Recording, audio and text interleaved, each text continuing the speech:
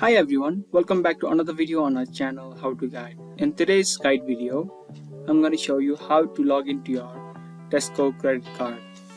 If this sounds helpful, watch this video till the end, and if you haven't subscribed to our channel, consider doing so, and also turn on the notifications to never miss any upcoming uploads.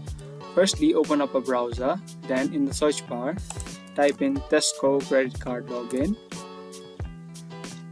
Then click on the first option which says online banking login. In order for you to log into your Tesco credit card, firstly you must be logged into your Tesco Bank's online banking. So to do that, firstly type in your username of your Tesco Bank's online banking and then log in. Then after that you will be able to easily log into your Tesco credit card.